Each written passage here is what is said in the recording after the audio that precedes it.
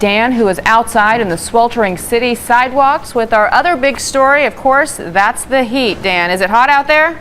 Be honest, sleeves rolled up, because I got to tell you, it's early out here and it's already incredibly hot, and this is going to be a scorcher. We're now starting our coverage of this massive heat wave that is making millions miserable across the country. We're looking at really high temperatures today. Let me tell you a little bit about yesterday. Here in New York, we were reminded of that old 60s song, Hot Town, Summer in the City, as we hit 104 degrees yesterday. That's 2 degrees short of the all-time record.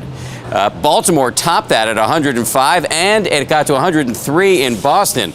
All of this causes some serious problems as we madly run our fans and our air conditioners. It's pushing the power grids to the limit. ABC's TJ Winnick is outside of a power station in downtown Manhattan. TJ, good morning to you. Dan, good morning. This plant distributes power where it's needed. During the work week, that means mostly businesses, but on a scorcher like today, that will mean mostly private homes. Power consumption here in the Northeast and across the country these past few days has truly been off the charts.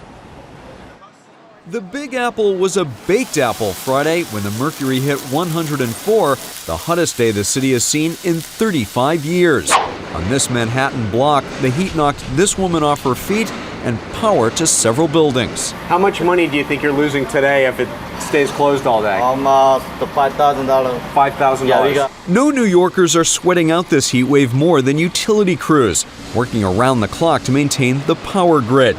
The city broke its all-time record for power usage by 1 p.m. Friday. This is as hot as New York City gets. When we stopped by Con Ed's Emergency Response Center at 3 p.m., it had broken it yet again.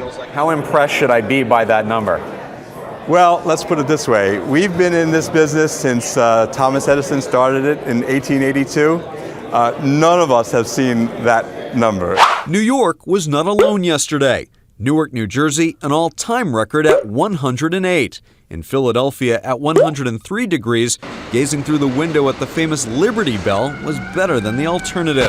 In the Chicago area, the heat may be responsible for at least 6 deaths, including an 18-year-old boy. He was riding his bike and running and may not have drunk enough water.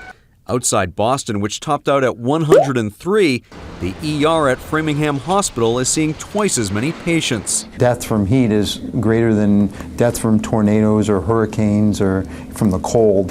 Back in Manhattan, armed with my infrared thermometer, I discovered some truly breathtaking numbers.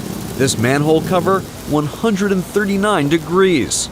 This entire jungle gym right now is empty, no kids. Not a big surprise when you consider the slide here is 120 degrees. It's been horrible. I can't stand this weather. I'd like to move to the Arctic. This is impossible. And doctors warn in these extreme conditions, our bodies, even at rest, can lose a quart of fluid an hour. So they remind us to dress in light clothing. Don't go outside unless you have to. And of course, drink plenty of water. Dan?